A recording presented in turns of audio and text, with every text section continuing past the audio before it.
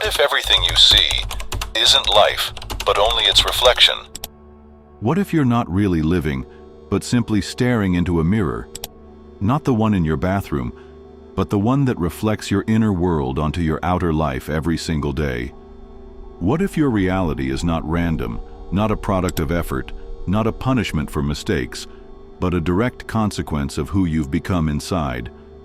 The question isn't what you've achieved. The question is, what is your world reflecting back at you? From a young age, we were trained to act, to fight, to claw, to push through chaos. We were told, if you want something, go and get it. Work harder, be stronger, win. But no one explained that reality isn't something outside of you. It's a projector, and we are the ones feeding the film. While you're busy fixing the scenery, the real cause of everything you see is hiding in your consciousness. This is the kind of knowledge that's passed down in closed circles. The dynasties that rule markets and empires don't waste their lives wrestling with reflections. They grow up knowing from childhood, everything you experience is a reflection of your internal frequency. Little Rockefeller didn't learn how to get rich. He was trained to become someone to whom wealth naturally flows. Winston Churchill's grandfather told him as a child, "You will not become great. You already are." That's the difference between doing and being. You can't repaint a reflection without changing the face. You can't control the wind by spinning a fan. If your thoughts are toxic, you'll drink the same poison outside. Most people live in an invisible cage, trying to fix their surroundings, unaware that the source of everything they dislike lives inside. Day after day, they try to repair the reflection while ignoring the image creating it. Here, a universal principle comes into play, one that should be taught instead of frog dissections in school. The outer world is not a cause, it's a result. Everything around you, your relationships, your finances, your health, your recurring dramas, is a visualization of your beliefs, emotions, fears, and desires. Reality isn't mocking you. It's saying, here you are. This law functions like clockwork. You emit, the world responds. If you radiate anger, life becomes hostile. If you live in gratitude, warmth begins to surround you. Even when it feels like everything is falling apart, it's not the world that's collapsing, it's you. Now imagine you learn that the world around you flows like a river, and it moves in the direction of your focus. Suddenly, you realize you don't need to row harder. Just look in a new direction. This isn't magic, it's the physics of the unseen. Scientists like Nikola Tesla and Max Planck were already saying in the early 20th century that matter is secondary, that the atom is almost entirely empty space, that consciousness is the foundation of everything. So if that's true, are we really just meat floating in randomness? No, we are beacons, and what comes to us navigates by our light. Take a simple example, Steve Jobs. His life was chaotic, full of rejection, struggle, and setbacks. But he wasn't the type to punch through walls. He built new doors. He didn't chase money. He imagined who he wanted to be. And all of Apple was born not from a spreadsheet, but from an internal drive. I want to change the world. It's the same in every domain. You want love, but you despise yourself. You crave abundance, but you think in scarcity. You long for freedom, but you're terrified of losing control. This inner conflict becomes external distortion. While your emotions are tangled, your life will stay out of tune. You don't attract what you want. You attract what you are. Why do you wake up in the same place, in the same body, with the same problems? Why does your future look suspiciously like yesterday? It's not karma. It's not some cruel fate. It's inertia, the energetic residue of your previous choices. Because you're not living in the present, you're living in delay. Picture this. Everything you see around you is not reality, but an energetic history frozen into form, like a photograph developed from an old roll of film. It's not reflecting your now. It's the physical result of emotions, thoughts, and inner states you nurtured before. Not years ago, yesterday. And the longer you remain in a certain frequency, the denser and more visible it becomes in the material world. That's why your world doesn't change overnight, even if you've shifted inside. It simply hasn't caught up yet. It's running on a delay caused by the density of matter. The lower the frequency of your thoughts, the longer it takes for them to sink into the physical realm. You can feel gratitude all day and still get slapped with an old bill the next. That doesn't mean nothing's working. It means the old energy is still echoing. The physical is the slowest to respond. That's why change always starts internally. The law of inner precedence is the master key to life. Thoughts and emotions are seeds. They grow into actions, events, coincidences. But while you're planting, you can't see the tree. This is where most people quit. They yank the sprout out of the soil on day 3 to check if it's growing and destroy the entire process. Catch this. Life doesn't react instantly.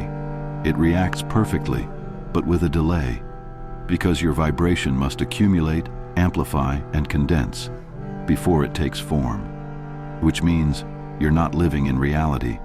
You're living in the aftermath of your past self.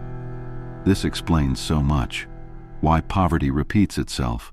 Why your relationships look eerily similar. Why different jobs feel like the same boss. It's not out there. These are mirrors, reflecting a self-image that hasn't yet evolved. Look at Nelson Mandela.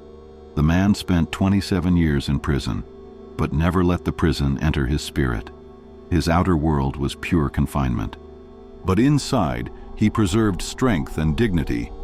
And when he was finally released, the world mirrored that inner freedom, not only for him, but for millions, or Franklin D. Roosevelt. Paralyzed from the waist down, yet he led a nation through its darkest hour. He didn't fight the reflection. He simply stopped identifying with it. Reality followed by reflecting resilience, not limitation. This is the law of correspondence, as within, so without. But it works in reverse too. As without, so within, if you're unconscious. If you allow the outer world to dictate who you are, you see scarcity, and you begin to feel lack. You hear rejection, and you begin to expect failure. You look in the mirror, and forget who's looking, and that's the turning point. You either become a reflection of your surroundings, or the source of what surrounds you. You are either ruled by the mirror, or you are the light behind it. Want to change your reality? Then stop trying to fix what's out there. Don't fight the hologram. Adjust the projector, shift the image, change the frequency, and the world will begin to move. One of the most self-sabotaging beliefs is the addiction to immediacy. People quit their dreams, their practices, their paths, because they don't see results. But results always come last. They're never first. First, you change your state. Then, you become someone new. And only after that does life begin to reflect the shift. If you didn't hold your new identity long enough, the world simply didn't have time to notice it. You don't get to choose your outcomes. You only get to choose your inputs. But you will live with the effects every single day. Most people think that changing their life means changing their actions, finding a new job, moving cities, leaving a partner, building habits, hitting the gym. But the real problem isn't what you do. It's who you believe you are when you do it. Someone can pray, meditate, journal, visualize millions, work day and night, and still get nowhere if deep inside they continue to see themselves as small, unworthy, or broken. The world doesn't respond directly to your actions. It responds to your identity, to who you are being while taking action. You can try to be wealthy, but if at your core you still feel poor, the world will align itself not with your efforts, but with your inner blueprint. It's not the law of fairness. It's the law of alignment. History is full of examples. Take Oprah Winfrey, a woman born into poverty, scarred by abuse, rejection, racism, and loss. But one day, she made an internal decision. I am not a victim. She stopped seeing life through the eyes of a wounded child and stepped into a new identity, someone powerful, worthy, and radiant. From that point on, the world began to reflect that, not because of what she did, but because of who she became. People don't live in reality. They live inside a role they've cast themselves into. One plays the underappreciated, another the misunderstood genius, a third the victim of circumstances. But what if these roles are just scripts written by your old wounds? You don't see the world as it is. You see it through the lens of who you believe you are. If you wear the mask of "I always get abandoned," you'll find a way to be left. If you carry the belief no one can be trusted, you'll create betrayal. Not because you want to, but because you don't know any other way. Your inner character dictates the storyline, and you unconsciously act it out. That's the mind's trick. It doesn't distinguish between truth and repetition. Whatever you think about yourself most often, it accepts as law. Unless you change the track, it will keep playing the same identity on loop. The most powerful question you can ask yourself is, who do I believe I am in this situation? When you're faced with a challenge, who are you? The abandoned one? The savior? The defeated? The fighter? Or the one writing the script? As long as you remain the same actor, the stage will never change. The world won't run a new play with the same lead. That's why most changes don't last. Someone finds a new job, but brings the same insecurity, starts a relationship, and repeats the same drama. Begins working out, but secretly hates their body. Because no matter how different the circumstances, the inner character remains unchanged. It's never too late to rewrite the role, to erase the old labels, to step into a new version of yourself, not after the world believes in it, but before it does. That's the real work. Not doing, but being. Being the one who already lives inside the new script.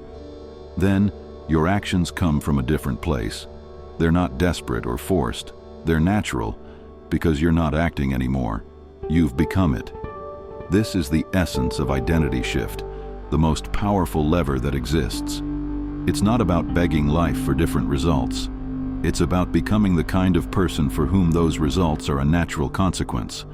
As long as you live inside the old version of yourself, you'll keep reliving the past, even if it's called today, even if you're surrounded by new people, even if you're smiling on Instagram, because your life isn't made of circumstances.